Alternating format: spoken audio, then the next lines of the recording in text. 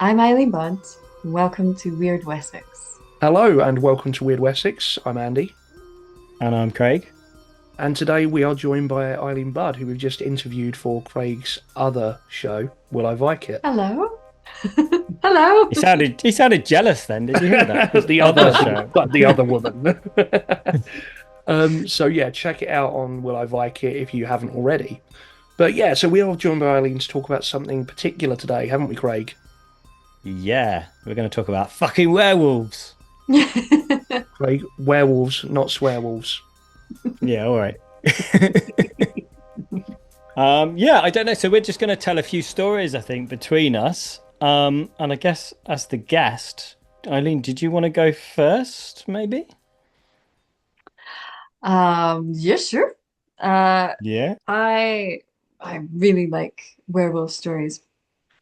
One of the things I really love about werewolves is the fact that they are older than vampires.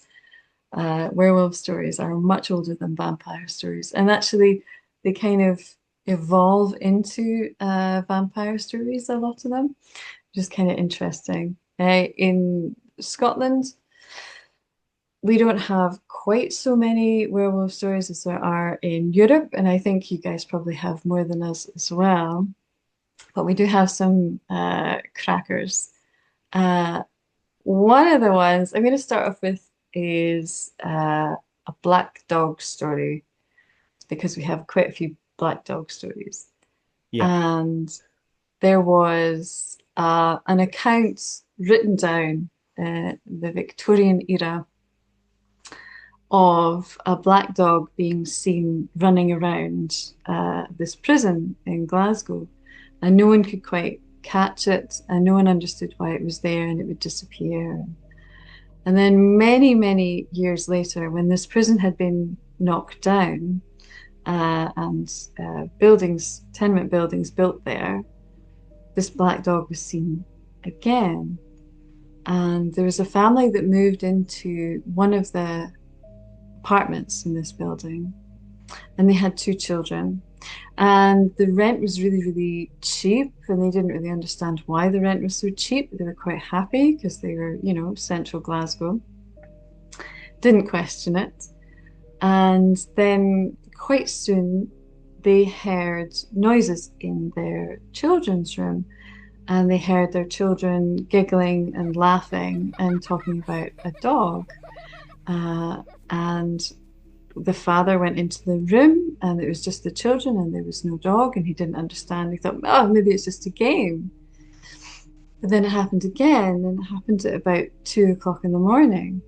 And he went into the children's room, and he saw this creature that looked like it was just hair and teeth and these wild looking eyes. And his children were trying to touch it, they were trying to grab it. And he launched himself at his children to protect his kids. And this thing leapt past him. And he was kind of freaking out. He was worried. He locks his children in their room. He says, don't come out. And he hears scratching and scrabbling in his bedroom. He goes through to his bedroom, and his wife is sitting up in bed, and she's reaching out towards this black dog beast thing, and it's snarling and it just does not look of this world to him. And again he freaks out, jumps onto his wife, throws whatever is next to him, a lamp, at this thing, and the thing just straight through the wall disappears. Nothing. The guy decides to move his family out that night and is like, never return, ever. And that tenement building has actually been torn down now.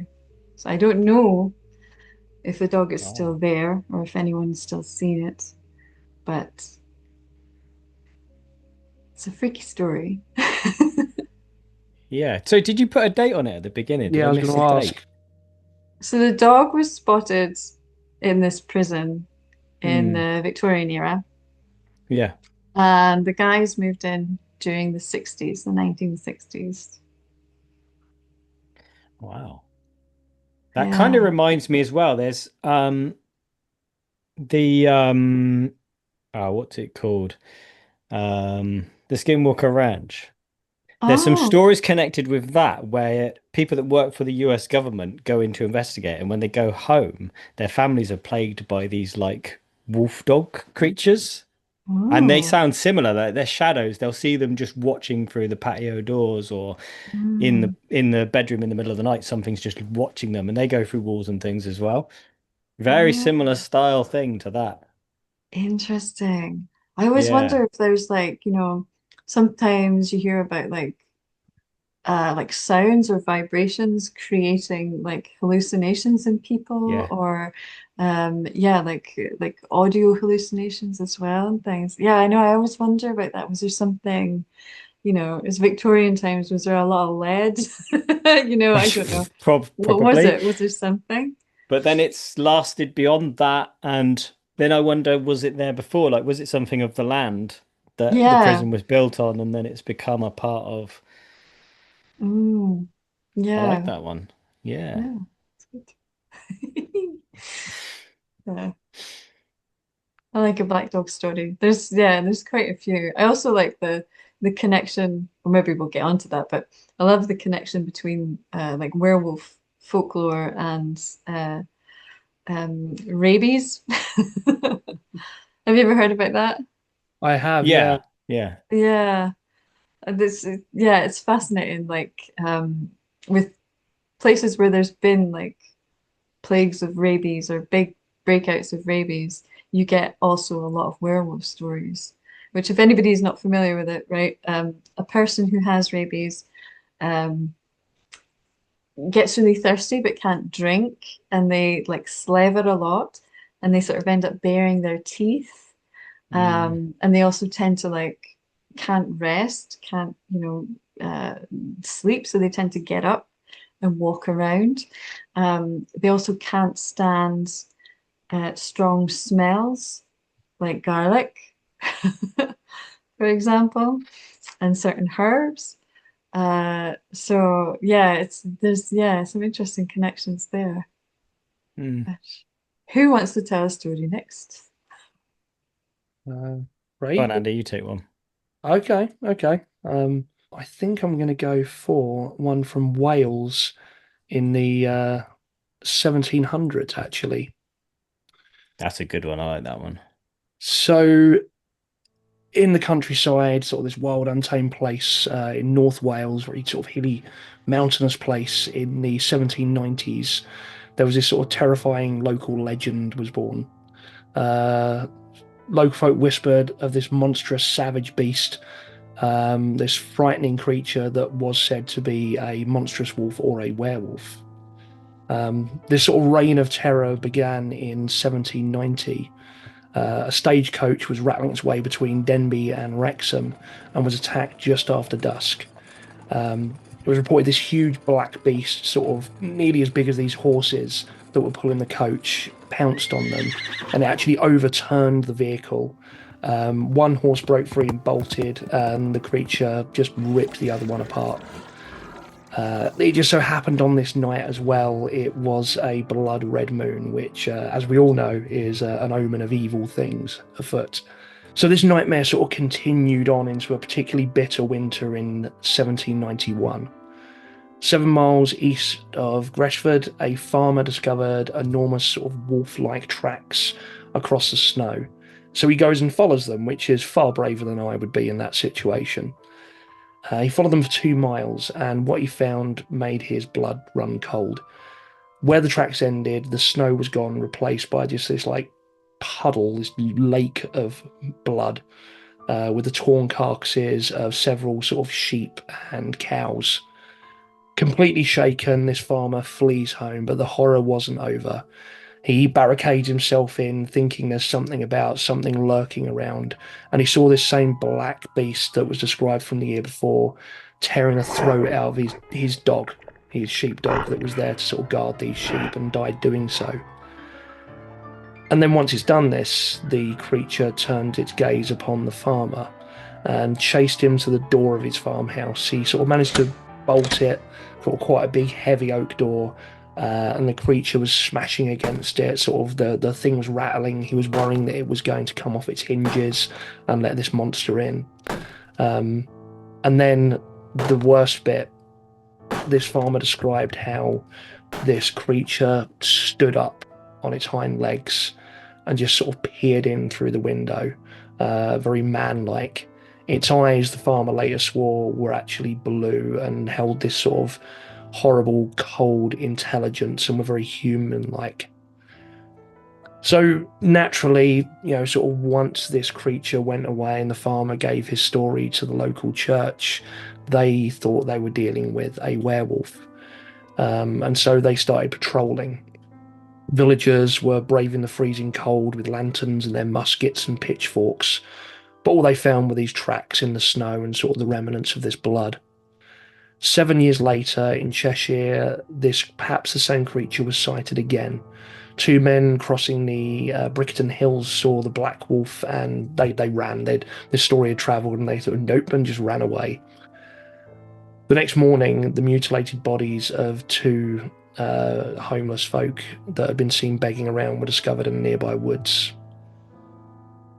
They didn't find this creature. Eventually, the attacks ceased, and the people of Cheshire and sort of that part of North Wales just sort of must have breathed a bit of sigh of relief, but one with bated breath, like wondering if this thing's going to come back, because the story didn't end there. 2 centuries later, so much further down the line, reports of a large black unidentified animal began to surface again. I think one of the national newspapers in 1992 reported sightings of it was described as bear-like animal wandering across Wales. A farmer that saw the creature on a full moon, again may I add, later found 2 of his lambs killed, and as recently as 2001 local papers have run articles about sort of more recent sightings of other large, strange, dark creatures in the area. So yeah, it sort of peters off after about there, but yeah, it's quite a quite often with these stories, and I'm sure sort of as your one sort of said as well, it's not only is there a lot of this werewolf folklore out there as well as the black dog, but it's quite recent, which always sort of, you don't get many up to date. You get a few, but you don't get many up to date vampire ones. But the werewolves, and it's maybe something to talk about a little bit later, but it's very much in that primal fear that werewolves evoke, I think, are very much deep down in our consciousness. Yeah, no, definitely. Although we do have, Glasgow has a modern vampire story where like a whole bunch of kids, it's like a kind of Goonies, true story, Goonies kids. Yeah. They all got together and because they believed there was a vampire called Jenny Ironteeth who lived in the crypt in the Glasgow. That name rings a bell. I think I might have heard this one. Yeah, like all the kids get together basically, and they get like weapons, they get tooled up, and they go hunting this vampire because they're pretty sure that this vampire has killed like some of their school buddies, and like all the parents come out, and like it's like 70s or 80s, I'm sure. That this happened, like the police are called out. It actually leads to a change in law about comic books because parents decided that they must have got this idea from comic books. So there's some modern ones, but the wolf one, very Lost Boys. Yeah, it is, isn't it? It's great. Lost Boys meets like the Goonies, I think. Yeah. Hexam Heads, is that not pretty modern though? Yeah. That's a weird one, Hexam Heads. We talked about doing an episode on that, but it's we don't know quite what to categorize it as. Yeah. There is a werewolf in there and a sheep man, I think. Yeah. My wife's been reading the book on it and is sort of working on something that we might use at some point. So I haven't included it today, but okay. Yeah, hopefully we're going to come back to it at some point. Yeah, I think it's amazing. I think that even the British Museum won't have them on display. It's quite kind of compelling. I could be wrong, but I think nobody knows where they are now. I thought they were lost. Yeah. I think they've disappeared. Well, Did they're they? not. Yeah, but Ah. from what I've heard snippets from my wife reading the book, is a lot of it seems like a little bit of well, I think a lot of it might be made up, shall we say? There's not really any evidence to back any of this stuff up, but it's folklore, so it fits. Um, so yeah, I have a story. The Phantom of the Cumberland Villa Mm. to tell you. This one's slightly Christmassy as well, which I feel a bit weird doing at this time of year, but I'm the sort that would skip a Christmas episode of a TV series in the middle of summer because it just Unless it's feels Christmas, wrong. yeah. Yeah, but this is Christmas and I kind of like the story, so I've left it in any way. And yeah, this is an account from Elliot O'Donnell in his book Werewolves from 1912. Although slightly shortened, I would say. So yeah, the story was related by a young married couple, the Andersons, who had bought a villa in the quiet hills of Cumberland. Their peaceful new life was short-lived. Their children's complaints of wild animals howling outside and pattering along the passages soon gave them cause for concern. Having lived in Canada, Mr. Anderson knew the sound well. Between 2 and 3 in the morning, the family were startled by the deep growling of a wolf outside the window. Mr. Anderson threw open the window, but the sound instantly ceased, and the moonlight showed an empty landscape. But as soon as he closed it, the growling recommenced. After a while, they heard a new sound. The locked front door creaked open, and the footsteps of a soft-footed animal ascended the stairs. Mr. Anderson flung the door open to find nothing but a passage full of moonbeams. The hauntings continued until Christmas Eve, and to their sceptical children, the Andersons insisted that Santa Claus would come into their room laden with gifts around midnight. So Mr. Anderson, dressed as Santa, who was shuffling down the passage, when a faint yelping sound broke the silence. As he recognised it as a wolf, but there was a monstrous snarl to it that made him tremble. As he reached the door, just as the clock struck 12 and he entered the room, a huge grey shadowy figure entered with him. The children woke to a terrifying sight. Their father, a shaking, white-faced Santa Claus, staring in terror at a tall, nude grey figure with the head of a wolf. The creature vanished when the children's mother appeared with a candle, and the family spent the rest of the night together. The very next day, they put the house up for sale. But before they left, Mr. Anderson found the source of the haunting in a nearby cave, a human skeleton with a wolf's skull lying beside it. It's said that he burned the bones, and to this day, the new tenants have never complained. Wow. Nice. Yeah, I mean, next one does involve a similar sort of find, but have you got any others you'd like to share, Eileen? Yes, and actually it links quite nicely to that. I think that the idea of something like left behind and the human form. So this one again is it's a werewolf, but this is an actual account. Okay, I do have some folklore as well to share. Right now, I'm doing this thing. I don't know if you do this as well, Andy, where you're like, oh, there's like 6 different stories. Which one? 100%. I get I when kids are staying over, we got the Viking Longhouse at work, and kids sort of stay there for the night. And sometimes they'll put me as a storyteller to stay there and sort of tell stories and around the fire at night. And yeah, we have a chat about it and talk about folklore, and then yeah, exactly the same thing. Like something comes up, so oh, I want to tell this one, or do I want to tell this one? Oh, but they'll like Yeah. this one because this links to this, and yeah. Well, this one happened in around about 1730. In 1730, it was written down. It happened a wee bit earlier than that. So, verse again, it was written in December, so Christmas time, by a man called Thomas Rattray. And what he was doing is he was writing a letter to his friend, who's a Mr. Mercer of a place called Meekler House. And the original letter is actually in the archives of Edinburgh. And his letter, which I have a copy of the manuscript here, goes like this. One cold winter in 1677 at sunset, when it's neither light nor dark, a tenant farmer was herding his sheep when he was approached by a drover by the name of Reed. Now, the drover was seeking a north road northwest and had become lost, and the farmer discovered that the drover had been very successful during market day and still had all his earnings on him. And the farmer offered to show the drover to the road leading northwest and led the drover to a secluded spot where the river meets a burn by an old tree.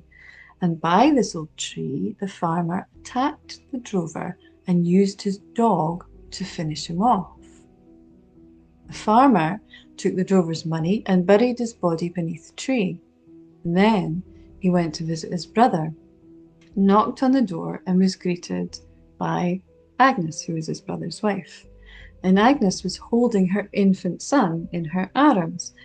And this is important, the infant son was the first human face that the farmer had seen since his murderous act. It's important for our story because in Scottish folk belief, the first face that a murderer sees after committing their crime will be the human who is haunted by the murderer's ghost. Anyway, the years went by, and the young boy, who we all just met in his mother's arms, grew up to be a fine young man, and he was called William Sutter, well-respected tenant farmer, rural Perthshire, and he would take his sheep to graze up over the hills. One day, in December 1730, just around the time of sunset, when it's neither light nor dark, William saw a huge grey dog padding towards him. Like unnaturally big, more like a man. And the dog brushed against his hip and then trotted off into the distance. And William got home, and then he found that the place where the dog had brushed him was aching. And not long after that, he saw the dog again. And again, just around sunset, when it was neither light nor dark. Now, this time he avoided touching the dog altogether. But it turned as it was leaving, and it said to William, "Within 8 or 10 days, do or die," in a human voice, and then it trotted off again. Now, William is obviously very spooked by this talking dog, and so he went to see his neighbour the next morning, and together they went to the spot where William kept seeing this dog at just around sunset, and sure enough, there it was again, waiting for him. But to William's horror, his neighbour couldn't see the dog. It was only him that could see it. They took off, but the next day William went back again, and this time he took a sword with him. And when he got to the spot, he drew a circle around himself with the blade and cried out to the dog, "In the name of God and Christ, tell me what is your purpose here?" And the dog replied, "I am David Sutter, and 53 years ago I killed a man with my dog on this very spot, and then I robbed him and buried his body by the tree that grows by the burn. I need you to take the man's bones and bury them in the kirkyards, or else I will be doomed to haunt you forever." But David Sutter was a man and you're a dog, the guy says. "I took a life with my dog, and so now I am doomed to speak through the mouth of one. And why must you haunt me? You are the youngest and the first face I saw." And then the dog trots off over the hill. William waits till he's gone, and then he steps out of his circle. And the next day, William gets his neighbour again and tells him all the story. And then he tells all the other townsfolk around. And when they heard it, everybody joins together and they all go and help him dig out beneath the tree in the river. Now, there were only a few bones found. They found a jawbone, a shoulder blade, finger bones. The rest, people believed, would have either been carried away by the water or wild animals. William's wife fetched the minister and a piece of linen cloth, which they used as a winding cloth. around the bones. And then they all the townsfolk left in procession for the kirkyard. And they saw to it that the man's burial was done in the traditional way and overseen by the minister. From then on, William was not troubled by that big grey dog man anymore. But what happened to him, no one can tell you. I like that one. That's brilliant. Yeah. It's, as I said, a lot of questions and sort of like thoughts on, the sort of the way that all happens, and the sort of kind of the different take on the werewolf sort of mythology. But I think, yeah, again, maybe we'll have a sort of chat about that after this, but after the stories. But I have one that is from, I believe it's a 1912 publication called Werewolves by a sort of folklore and supernatural author called Elliot O'Donnell. Now, this one was apparently a first-hand account from someone he met, so sort of sometime prior to 1912, and it is the Werewolf of the Hebrides.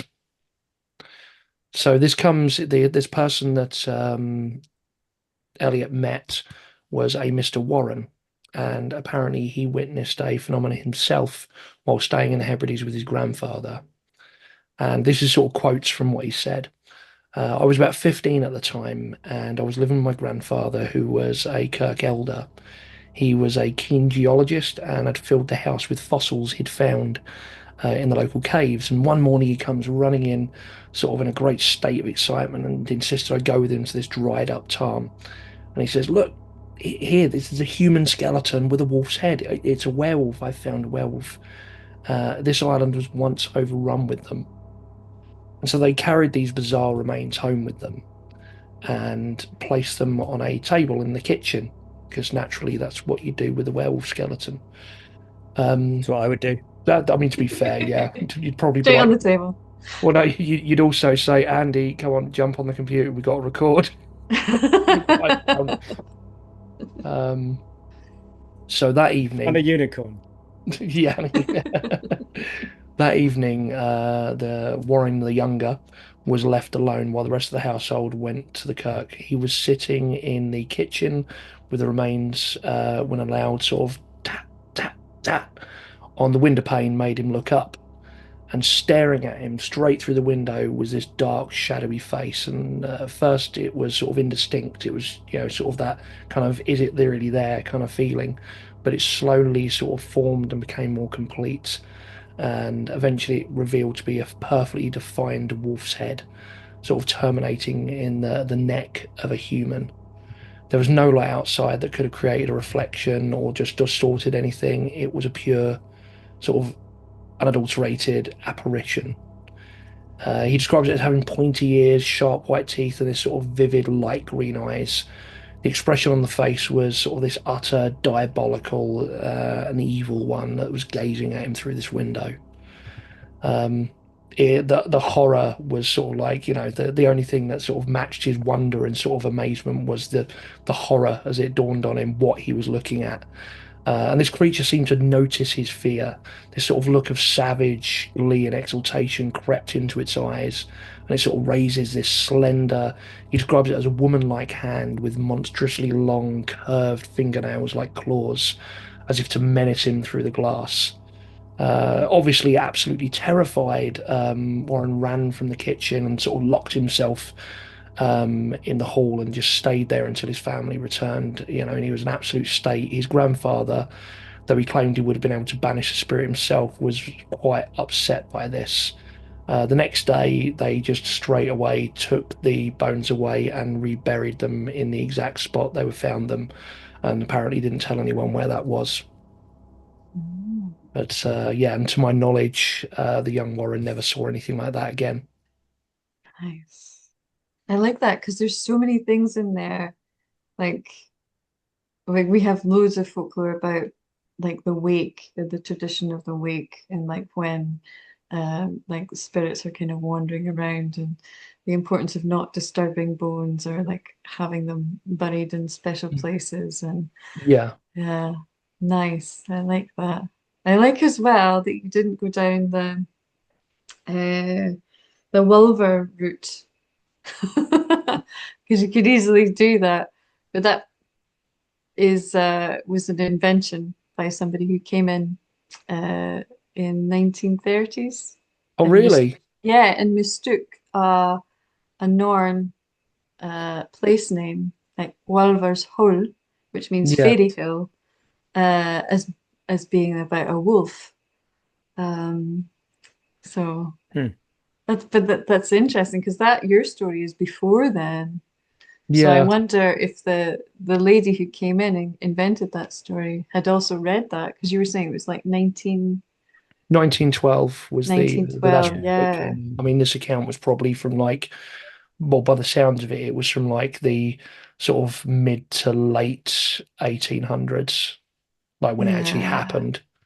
Hmm. It's worth probably saying, though, that although Elliot O'Donnell has some great stories, he was also known or kind of reputed Yeah. for, let's Embellishing. just say embellish. Yeah, that's the Havers. best word. But he Yeah. was embellishing his Havering. stories. Yeah.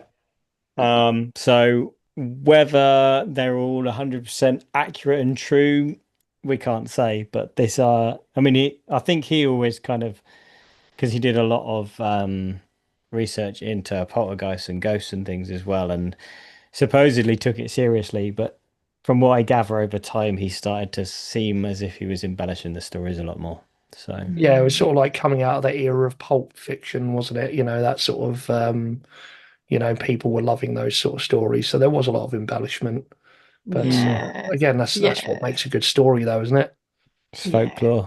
Absolutely. Yeah, Well, that's the thing. It's that kind of like fine line, like, oh, it could be true, or like, oh, yeah. but is it? Oh. Yeah, with a good story, I always find the truth is the seasoning, rather than the main. It depends what you're doing, I guess. If you're trying to give it a true account, but I think you got to embellish it a little bit. It was this big when I Mm. caught it. It's like gets more and more fantastical with the telling. Hmm. Mm. Yeah, nice. I like that one. That's cool. So mentioning earlier about the fact that these do come into the modern era, we've got some sort of more modern sightings lined up, haven't we, Craig? Mm. We do. I mean, it's probably worth saying first. So, kind of as if to prove that these ancient beliefs haven't gone away, there's a recent YouGov study that Yeah. revealed that the belief in werewolves is actually quite common even today. So, the survey found that a staggering 1 in 12 Britons believe in werewolves. Is that Um, so? yeah, the same poll showed that 35% of people believe in the existence of ghosts, 17% think that vampires are real. Ah, Yeah, so these things wow. haven't gone away. You'd kind of think today, this day and age, that certainly the numbers wouldn't be maybe quite so high, but Mm. it's kind of fascinating in itself, isn't it? Possibly a crossover to another episode that I want to do one day, but kind of like, do you think part of that is tied to the resurgence of sort of what you described loosely as paganism and pagan beliefs? Do you think that's partly tied to that?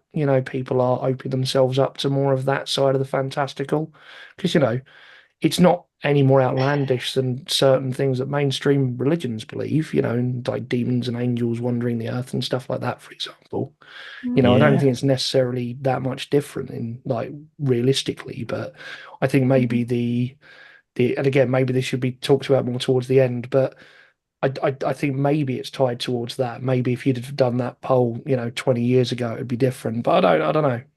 I'm not sure. I Hmm. think it's interesting, isn't it? Because I think a lot of our folklore, you get resurgence of things like when specific things are happening. With like werewolf stories, a lot of the ones in Scottish folklore are like there's a lot of like metaphorical things in it. So it's like, like in Scots language, for example, it's warwolf, like spelled WAR, warwolf. And it means somebody who's like really uncouth and beastly. And so people who are accused in a lot of witch trials of being like a werewolf, or it's not necessarily that they have turned into a dog, it's that they've become this like Yeah. wild kind of creature and like animal. And then like I'm thinking about as well, like some of our other folklore about uh certain beasts that come out of the sea and things, you find there that they resurge at certain uh political upheavals, Definitely. interestingly. So like during the clearances, for example, we got this certain stories about sea monsters became massive. And that's partly because it became the embodiment of a lot of people's fear who were getting pushed to the Yeah. coastal areas where that's not where they had to eke out a living. So there became this kind of like weird transference of things. So I don't know, it's interesting what you're saying, eh? Like, is it to do with like pagan Yeah, like beliefs the and stuff? political, and it's like we were chatting a little bit before we started recording about, sort of how folklore is tied intrinsically to politics. And we Hmm. rec side note, we recorded a little bit the other day, like a little short segment that went really political. And I had this big rant about how folklore's tied to politics, and then we decided not to release it. And it's like I'm determined to shoehorn this in, Craig, You somehow. keep trying to get it back in. It's Gonna like, keep damn it, saying I it got a till I point. have to include it. That's it. That's it. Um, But I was just going to say that I think that you noticed that because at one point we talked about, and we will, I'm sure, at some point, the werewolf trials of Europe, and Mm. you see a similar thing. It's a lot of those religious wars in Europe that are ravaging, even around the time of the Beast of Jevedun. It was on the back of this like massive, like decades of conflict. And I think that, Hmm. yeah, it does. Yeah, it's probably a very human reaction, I guess, isn't it? You get, where heartbreak and tragedy and conflict go, monsters follow. Hmm. but I have Yeah. also read some of the trials in Europe. You find that in kind of reverse to what you see with witch trials, is that there was a lot of people that would say they were werewolves, and then the courts would almost try to be like, no, no, no, you're not. And they'd always, whereas with witches, it was kind of everything all in to try and convict someone for being a witch. Whereas with werewolves, the people were quite happy to go, yeah, I'm a werewolf. And they went, You no, no, know, you're not a werewolf. why that, one of the theories as to why that is. Um, I guess I don't know, slight trigger warning here, I suppose, but it's obviously taking your own life was a big no-no back then. You couldn't go, you couldn't be buried in a church, couldn't go to heaven, whatever. But if you kind of like, sort of people that now go and threaten, like in America especially, threaten police to like just sow their shot. It was a similar thing. They think it was a way of ensuring your death, but without doing it yourself meant Mm. that you could save your soul Yeah. potentially. You'd get a last rites, you'd get a confession, whereas, so that is one of the theories behind why people were doing that. Mm. Mm. And it's like That's it meant interesting. they didn't have to go and commit any crimes realistically. You don't have to go and some Yeah. people did go and commit a crime. Like one of them was like, and it's horrible, but killing like their children like just after they've been baptized. So like the Mm. child's going to get into heaven and therefore I can be now killed, but I don't have to Mm. worry about condemning my child. And it's Mm. horrific, but it's the lengths people would go to, I guess. So I suppose the werewolf thing was kind of a way of not actually hurting anyone, but knowing that that was a death sentence. You could be like, yeah, Mm. I'm a werewolf. Mm. There is, again, slight, not even a tangent because it's very related to what we're saying, but there's that game, I don't know if you know it, Werewolf, where it's like a card game Mm. and one of you's a werewolf and you can't tell. And like basically one person's in the group is a werewolf. They've got the werewolf card, and you got other people, and everyone's got to close their eyes, and then like someone makes a move and looks at someone else's card, and it's sort of a different rules to it, but you've got to try and work out who's the werewolf in the group. And in the expanded version of the game, someone is someone that wants to off themselves essentially. So they've got to spend the game trying to convince the group that they're the werewolf, but they know that there's someone with that card. So no, you're not. No, you're not. And it's quite fun. But Mm. but yeah, sorry, Craig, I completely cut you off. No, it's Actually, no, you fine. tried to cut This me is off in the first place, so Uno That's what we reverse. do. No, I got as far as talking about modern sightings because you said there are modern sightings, but I know time is getting on. Hmm. Shall I quickly do one of the modern sightings and maybe we'll save the rest for another day? Because Yeah, so we've been recording Yeah. for a while. Eileen's very, very kindly stayed up quite late to chat to us so much, which has been brilliant. But there is a lot more to cover, so we will do maybe in like sooner rather than later. But we will be doing another werewolf episode.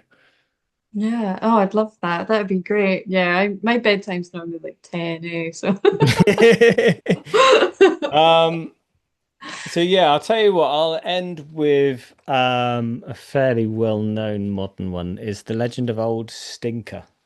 Hey, Mm. I know you'd like this one, that's why I chose it. it's about me. Yeah, this is the story of a guy called Andy Stevens, and no, it's a fascinating centuries-old tale from English folklore, often described as a werewolf-like creature that stalks the Yorkshire wolds. Its roots stretch back over 800 years, with the earliest accounts of a werewolf-like monster in the area dating to the 12th century.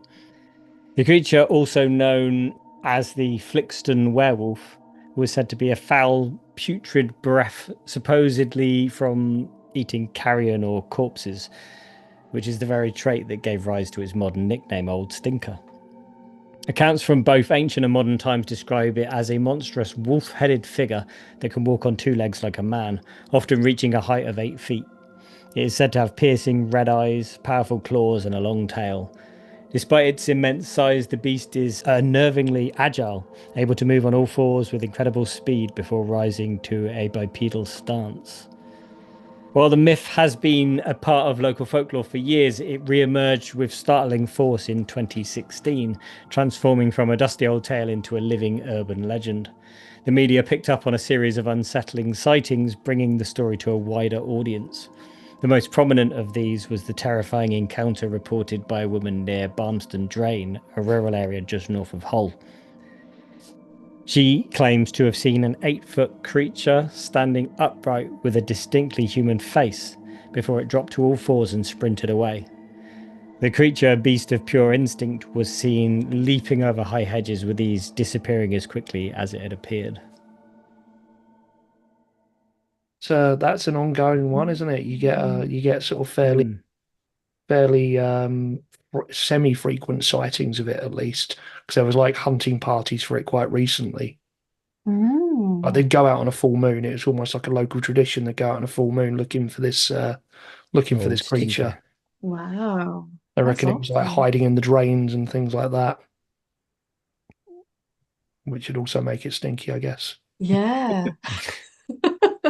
Also, if he's quite big, like 8 foot, that's quite Yeah. Yeah, getting in a drain's quite difficult. big I drains, maybe imagine. like I haven't done storm it. drains or something. Yeah, yeah, maybe. I've been crawling around those sort of things before, like storm drains, and like quite far in. I thought, and everyone's like, "Oh, what if we get stuck?" And I'm like, "Oh, what if a monster attacks us?" It's like prime monster attack location. Yeah, Just made me think of Mantis it, the Man down clown. there. Yeah, Yeah. yeah, Pennywise. Um, but yeah, I mean, obviously, as we mentioned, we are sort of eating quite late into the night. But yeah, I mean, any final thoughts? I mean, I've got a feeling maybe we'll have to just get you back soon so we can do the next bit. Because I'd love to. I think for me, one of the fascinating things about werewolves is how much of it rests in our psyche. Vampires to an extent, and even zombies to an extent. It's our fear of death. It's our fear of things that want to prey on us. But Mhm. werewolves are like just something else entirely for me in that range because it is the very primal. It's that sort of fear of nature and like that aspect of nature in ourselves. I think to an extent. Yeah, totally. It's that like how easily it is to just unpick that thread of like civility in Yeah, any human being. Like everyone says, well, what is it like you're 3 meals away from yeah, anarchy basically. yeah, complete chaos, exactly. I love that. And there is something about werewolf stories particularly that are really that tune into that or pick up on that. Zombie stories. If you ever do a zombie episode, I have like many zombie. I've got a William Wallace zombie episode. He fought a zombie. It's one of his very famous stories about him. But in like our Wow. folklore, they're called revenants. Yeah. And yeah, there's some really interesting folklore, and actually quite similar to that wolf skeleton one. There's a Yeah. story. It's a wake, but the person becomes a revenant, and this woman has to like fight him with a blackthorn staff, which is quite cool. So yeah, but yeah, William Wallace fights a revenant. That's Wow. If you ever There's a do a tease for a zombie future episode. episode, I would love Just- to talk about that. But yes, please do bring me back. I know that. That's been brilliant. Yeah, that would be great if we can do a part 2 on werewolves, because I've got like a few more stories. Let's end the episode and talk dates. Let's get something in the diary, and we'll do a part 2 because we've still got a bunch in here, and I know Andy's got more as well. And that's without even going out of the British Isles. Like there's stuff Yeah, further yeah. like there's a whole podcast series in this. An offshoot, yeah. I know, I didn't realize how much there was until I started looking into it. I know, Yeah. that's the thing. Yeah, you kind of think, oh, yeah, it's something, or yeah, no, there's a lot. There's a lot. It's weird too because when I first looked, you see people say, "Oh, but there aren't werewolves in England; they don't exist," and it died out when like they killed off the last wolves. But the more you look, the more you find, and you're like, actually, there's quite a lot. Yeah, there's not Like, a huge, not a massive amount of vampire stuff. We've got it, but not as much as we've got of werewolves. seems like a myth itself, though, that we don't have werewolves. Like we Yeah, do. Just out of yeah. interest, is the Revenant the same as sort of like a bit further south where they tend to eat corpses rather than? So there's some Revenant lore where they eat corpses rather than Oh. living people. No, these ones will they don't eat anybody, but they do. Okay. Well, there's a revenant monk who does try to eat somebody, but generally, back to the monks. That's scratch and sniff monk. I do like a callback. If you missed it, go back, listen to the other podcast. And buy the t-shirt. Yeah, that's it. It'll be coming soon. Exactly. Come see the band. Yeah, so there's a monk that tries to, a revenant who tries to eat somebody, but generally they're just murderous. So they're not necessarily to eat you, but they are the undead. And yeah, it's they're good stories. Sort of very like the Draugr in sort of Norse mythology, you know? Yeah. That's sort of where they wake up at and sometimes it's unfinished business there, but they sort of quite often it's around the time of the wake or sort of a little while afterwards, and they've been laid in the ground, they're up and walking again. Yeah. Yes, absolutely. Yeah. So see, we've got so much to talk about, and we're going into other bits of folklore. I love it. So we should probably end it there, just so I can get some of my beauty sleep and be fresh face tomorrow. But Yes. thank you so much for joining us. It's been fantastic. As you'd probably say, we can talk about this stuff for ages. Any final bits, Craig? I was just going to say, have you got anything you want to plug? I know we did a plug on Will of Ike, but maybe if someone missed that, do you want to plug your website or anything like that? If you want to hear some of my stories, I do tell some on Instagram. You can find me at Eileen Budd. I also tell them on my podcast, Scottish Folk. And you can find some of my folklore on the Pictish podcast, At Home with the Picts, which is done for Grome House Museum. And I've got quite a lot of events coming up in October, and one for the International Storytelling Festival in Edinburgh, and also there's a couple of stories I'm coming out on BBC. But listen, if you follow me on Instagram, you'll find out all that caper anyway. So don't, if you're writing this down, pens down, don't worry about it. Find me on Instagram. You'll find the rest. But thank you guys so much for inviting me to be part of your podcast. It's been such a pleasure to chat to you guys today. And yeah, Good, for yeah. sure, it could go on Yeah. forever. Like, Been a lot of Likewise, fun. definitely get you back. Quick thanks to Rona again as well. I know I Yeah. mentioned it in the top of the first episode, but yeah, thanks Rona for Yay. suggesting that we get you on as a guest. It's been a lot of fun. Thank you, Rona. Yeah. She did say we'd get on well. So Oh, nice. yeah. But Um, you guys should do a podcast together. It'll be shit. And I'll laugh and laugh. Yeah. You guys are not going to get on at all. Just like do a podcast just for my benefit. It'll be funny. Just feel it's just the whole thing is just like 2 hours of awkward silence. Yeah. Yeah, speaking of plugging, do you want to give the website stuff out, Craig? Yeah, we are wyrdwessex.co.uk, at Wyrd Wessex on most platforms except for Instagram, which is at Wyrd_Wessex. The underscore is what it's all about. So yeah, thank you again, Eileen. Hope you've enjoyed the episode, everyone. Thanks for listening, and until next time. Stay weird.